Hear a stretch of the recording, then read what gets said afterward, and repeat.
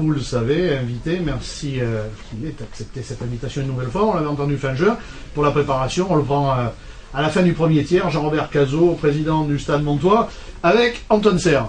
Oui, président, moi ce que je voulais voir avec vous, c'est est-ce que vous pouvez comprendre, est-ce que vous comprenez la déception des supporters montois, même des Landais en général, parce que ce groupe descend top 14, il a très peu changé finalement. Vous l'avez même renforcé avec des recrues de taille. On pense à Flanagan par exemple. Et finalement, taille en hauteur, tu veux dire. Oui, taille en hauteur. Mais en talent, lui. Et finalement, les résultats ne sont pas au rendez-vous. On a même l'impression que cette équipe-là, presque, a baissé un petit peu de niveau par rapport à l'an dernier. Donc, comment vous l'expliquez déjà? Est-ce que vous comprenez la déception des supporters? Je crois que les explications, on a essayé d'en fournir depuis le début de l'émission et tout au long de ces 10 journées. Donc, on n'a pas l'explication sur notre niveau de jeu aujourd'hui qui est en dessous, effectivement, de nos attentes et de ce qu'on pourrait faire. Bien que je rappelle que la Pro D2 n'est pas quand même une sous-division, est une division dure où le rugby est différent du top 14, mais c'est un rugby de combat.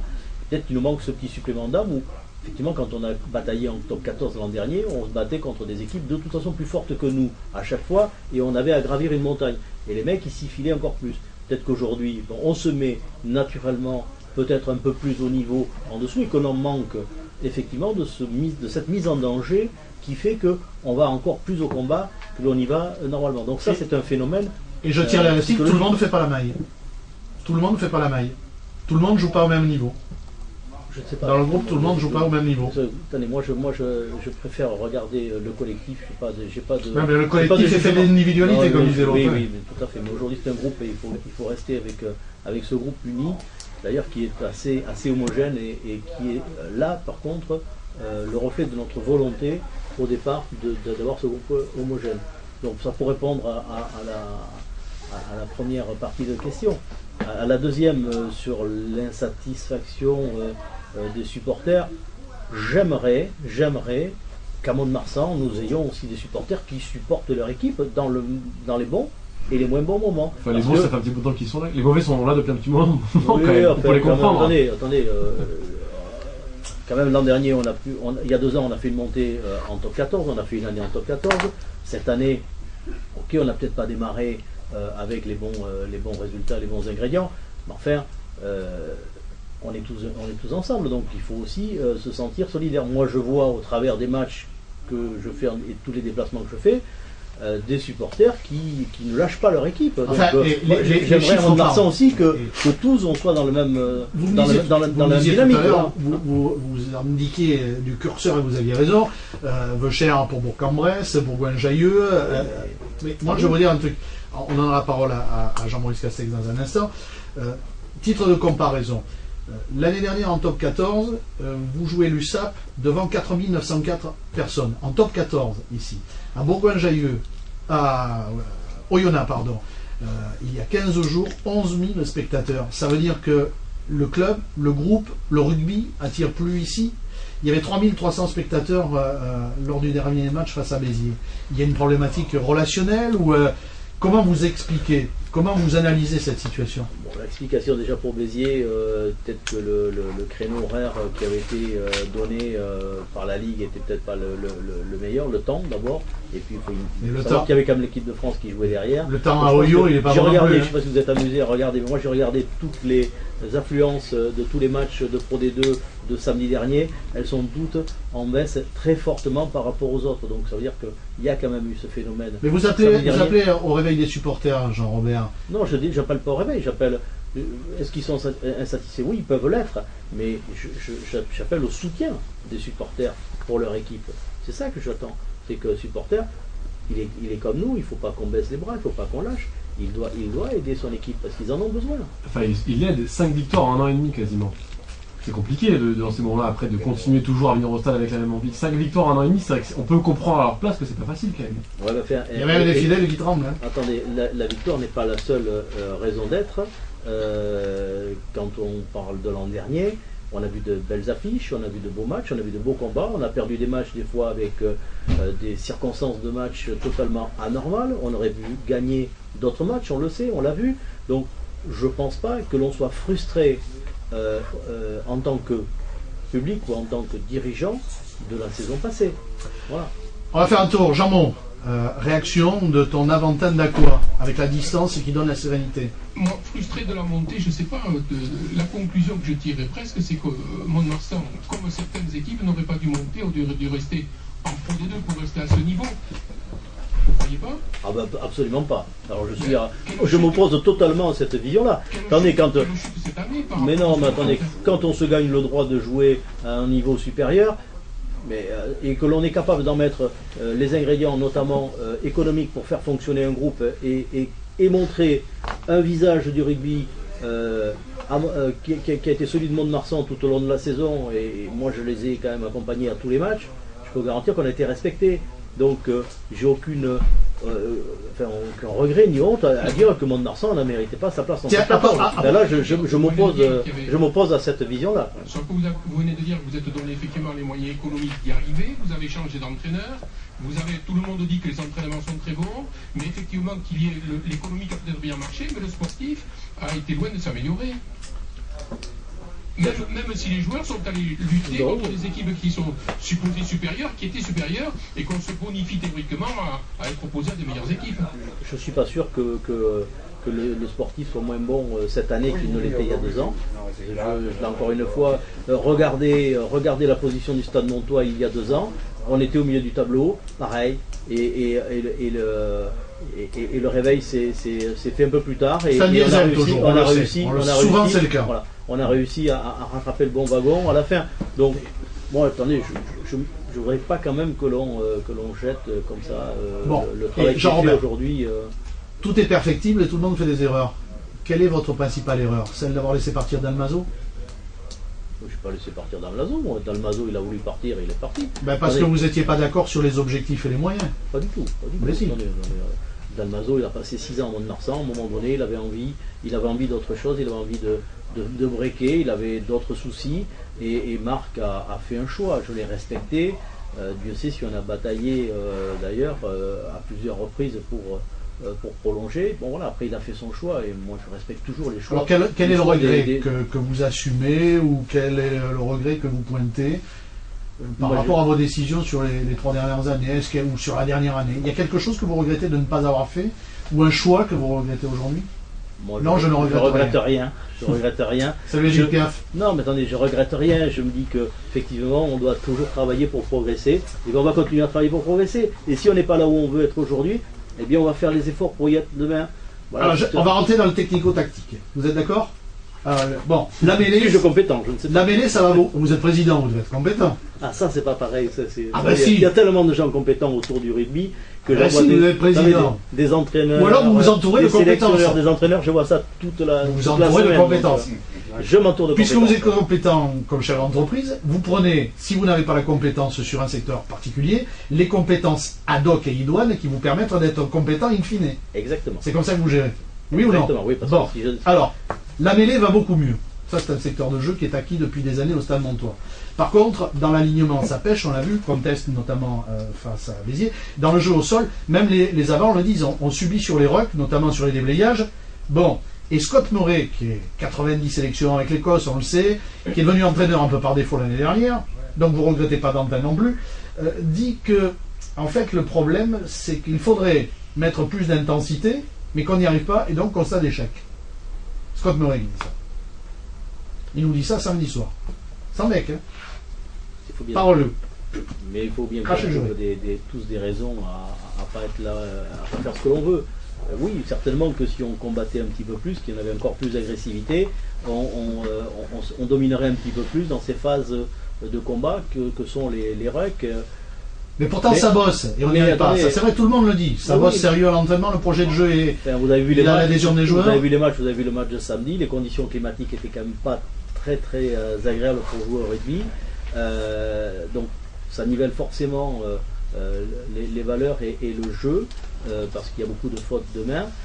Mais je pense que dans le combat samedi, on a vu une équipe qui a rien lâché, qui a avancé. Hein, donc attendez, vous avez vu le paquet qu'il y avait à Béziers, vous avez vu quand même vous avez une deuxième ligne, une troisième ligne. Ils ont un entraîneur devant qui les motive, hein, en Masec. Donc il y avait quand même pas, ils sont pas venus en villégiature ici. Ils venaient pour gagner. Bon voilà donc alors certes, oui, bien sûr, on peut. je l'ai dit tout à l'heure, il y a un petit côté psychologique qui fait qu'on doit encore plus combattre, on doit être encore plus virulent, encore un petit peu plus méchant dans nos engagements. C'est vrai, c'est un constat. On a écouté Julien Tastet tout à l'heure. Le deuxième bébé Made in Moon, qui est un sacré joueur de valeur, reconnu par tout le monde en France, qui est fidèle à son club, c'est Julien Cabane. C'est un demi-mêlée qui a été réorienté sur l'aile. Il demande rien, on lui dit tu joues à l'aile, tu joues à l'aile. Julien Cabane, c'est toujours après le match dans les vestiaires samedi soir. C'est très mauvais, on peut se le dire. Mais après, au sein du groupe, on n'a jamais essayé de viser trop haut. On savait que c'était une saison très compliquée, que les adversaires seraient très motivés, que nous, il faudrait retrouver de la confiance, retrouver notre vie après une saison compliquée. Mais voilà, après on s'accroche et voilà. Enfin, il y a quelques années, voilà, on faisait pas forcément un très bon match, mais ces matchs-là, on arrive à les gagner. Peut-être un petit coup de chance du destin.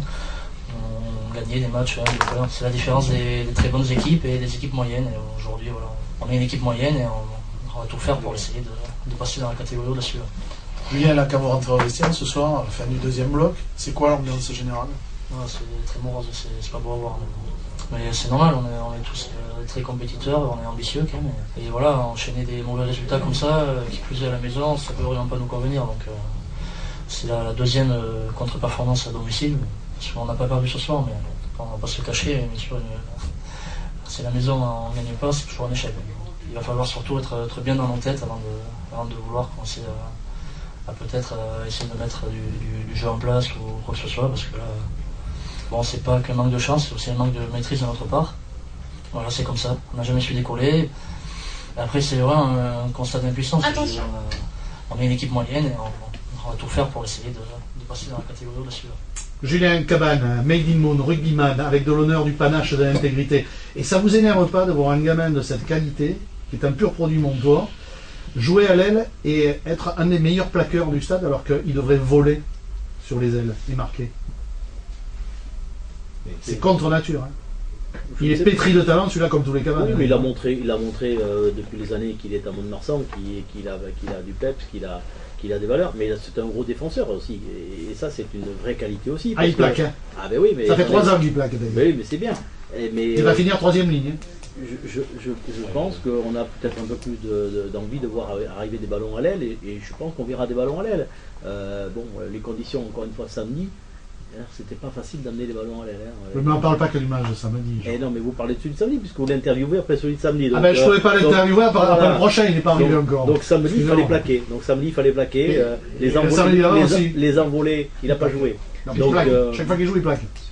C'est un brave garçon, et on est très très très content d'avoir Julien, qui est une des valeurs phares du club chez nous. Donc c'est évident que Julien, on a beaucoup d'attachement pour lui. Mais ça ne voulait pas dire qu'il était tricard, c'est simplement que j'ai voulu illustrer la situation actuelle par 2 mecs justement qui sont représentatifs de ce club. On a voulu mettre en avant le capitaine qui est Montois et l'un des joueurs cadres qui est Montois aussi. Vous les interviewez à un moment de la saison. Je torture pas les mecs. Non, mais à un moment de la saison où effectivement on est tous un petit peu à se dire qu'on n'a pas fait le parcours qu'on voulait faire. Vous les interviewez après 2 matchs que l'on doit gagner à Bourg où on fait match nul, à Mont-de-Marsan contre Béziers où on fait match nul. Que voulez-vous qu'ils vous disent, les garçons? Ils vont vous dire qu'ils sont heureux, que tout va bien. Je ne suis pas Pierre Ménès en plus, ni sur le tour de taille, ni sur la croquignole. Hein. Parce que l'autre, si j'avais les canines et le tour de taille, je pense que m'aurait brûlé déjà. Leur interview et leur réponse est très correcte, correctement le reflet, je dirais, de la situation du moment. Et je pense qu'ils ne pouvaient pas dire grand-chose d'autre. Président Cazot, ce sont les deux quand même qui disent qu'ils n'ont pas les mêmes objectifs que ceux que vous avez signalés en début de saison. Est-ce que le message passe bien entre vous, les entraîneurs et les joueurs? Vous vous dites qu'on va jouer peut-être à la qualif dans les 5 premiers, les deux viennent de dire à l'instant, nous dans notre groupe on n'avait pas les mêmes objectifs. Surprenant. Pas du tout. Je ne vous ai pas dit d'abord que l'on allait jouer la qualif, j'ai dit que l'on avait l'ambition de finir dans les 5 premiers pour être qualifié, parce que c'est quand même une belle ambition, parce qu'il y a à la clé quelque chose de merveilleux que l'on a vécu, les phases finales. Bon, donc l'ambition du club, on l'affiche, je l'affiche à vous, mais je l'affiche aux joueurs et aux entraîneurs, bien évidemment que la communication elle passe. Mais ils disent pas la même chose pourtant. Ils n'ont pas dit du tout ça. Ils ont dit nous aujourd'hui, effectivement, vu nos résultats, on se dit qu'on ne vise pas aujourd'hui la qualification. Mais c'est pas parce qu'ils disent ça que le message n'est pas passé comme il faut. Cela dit, encore une fois, avoir de l'ambition, ça fait partie de notre boulot. Si on n'a pas d'ambition, on reste à la maison. Dans l'ordre, question, Gérard Pifotto et puis après Antoine Serre. Gérard. Oui, président. C'est vrai, il y a un point de vue, c'est qu'une équipe qui descend du top 14 se doit d'avoir un objectif minimal de qualification. Ça me paraît logique. Mais quand on entend depuis plusieurs semaines les joueurs dans leur réaction, on se demande si aujourd'hui vous n'avez pas besoin plutôt d'un psy auprès de l'équipe, parce que on a le sentiment que cette équipe elle a tellement vécu des choses fortes et moins fortes qu'elle semble aujourd'hui érodée psychologiquement. Et que cette érosion psychologique ne lui permet pas aujourd'hui d'enclencher la dynamique positive qui pourrait être la sienne. Est-ce que vous êtes conscient de ça, ou est-ce que vous pensez que le groupe devait encore perdurer un peu plus, au risque d'ailleurs de le prolonger encore une saison de plus? C'est une question que je me pose depuis un certain temps, d'ailleurs je l'avais déjà dit, et j'ai peur que la réponse nous l'ayons cette année, quoi. Non, mais le groupe évolue en permanence. Hein. On n'est pas sur un groupe qui est stagne depuis de nombreuses années. Il a évolué en gros du tiers à peu près à chaque fois. Bon, cette année un petit peu moins parce qu'il avait été constitué l'an dernier, bien renouvelé l'an dernier, à peu près la moitié du groupe. Il n'y a que 9 joueurs à la fin de la saison ou en juin 2014 qui sont en fin de contrat. Il n'y en aura que 9 sur l'effectif pro. Oui, il y a beaucoup de... Mais ce sont des joueurs clés quand même. Donc, je rappelle, nous, la moyenne d'âge du groupe aujourd'hui, c'est 27 ans. Donc, on n'est pas quand même sur un groupe qui est usé et qui est en bout de course. Il y a quelques joueurs qui vont changer, nécessairement. Mais on amènera là aussi le complément que l'on doit amener. Donc, aujourd'hui, on se préoccupe prioritairement de cette saison. Je crois qu'on n'est pas encore en train de tirer des plans sur la comète pour que tous les autres le font, hein. À part Roche qui est mal, j'ai fait le tour, hein. Je vous jure, parole. Très bien. Sur les 30 professionnels, il y en a 27 qui sont déjà au taf. On va démarrer à penser de la saison plus 2 avant de démarrer. Mais j'y suis pour rien, moi c'est pas moi qui décide, hein, Jean-Robert. Vous l'avez dit vous-même. Il y a beaucoup de joueurs qui seront là l'année prochaine, donc on travaille dans la continuité, on travaille avec une équipe et un staff qui lui aussi doit penser d'abord à cette saison, ne pas occulter effectivement la suite, mais d'abord quand même ce que l'on veut, c'est réussir cette saison. Antoine Serre, puis après j'ai une question sur l'avenir à moyen et long terme. Juste pour revenir rapidement sur la partie qui vous concerne directement, le stade Guy Boniface notamment, vous avez dit que vous souhaiterez qu'il y ait un peu plus de soutien de la part des supporters. Alors certes, le Béziers avait le mauvais temps qui fait qu'il n'y a pas eu grand monde, mais contre Colomiers c'était pas non plus plein, La Rochelle non plus, l'an dernier non plus. La question c'est vu que ça c'est votre compétence, qu'est-ce que vous pourriez faire pour faire revenir les gens au stade à Guy Boniface? Est-ce que faire acheter une place offerte, entrée libre pour les dames, une entrée, 2 places, les moustachus gratuits pour Movember, mais je sais pas, voilà, qu'est-ce que vous pouvez faire? Et au printemps les filles en bikini. Alors il y a toujours des opérations commerciales que l'on peut faire. Je pense qu'on n'a pas constaté de déficit de public cette année par rapport à l'année référence il y a 2 ans. On est à peu près dans la même moyenne, voire un petit peu plus. Même si le match de Béziers est un match effectivement à faible affluence. Bon, je l'ai dit, ce qui nous donnerait beaucoup de satisfaction, c'est d'avoir les outils pour pouvoir accueillir un petit peu plus de public dans des bonnes conditions. J'avoue que mettre des gens à la pluie samedi, c'est pas marrant, quoi. Donc, notre tribune. Geneviève Dariussec, si tu nous entends.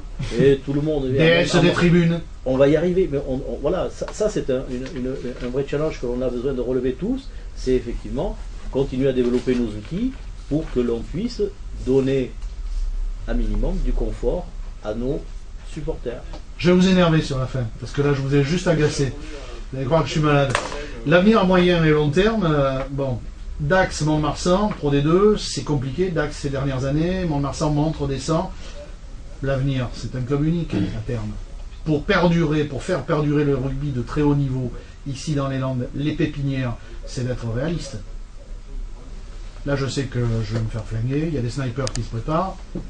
Je l'ai encore dit, je le redis, je vais le redire, on a commencé à travailler. Sur les bases de Basketland, qui est une réussite formidable, alors qu'il y a 10 ans, quand Lecomte et ses copains ont voulu créer Basketland, tout le monde a tiré en disant c'est foutu, c'est un problème, c'est irréalisable, jamais ça se fera. Elles sont en Coupe d'Europe, elles sont 5e, elles viennent de battre le champion d'Allemagne, Wasserborn.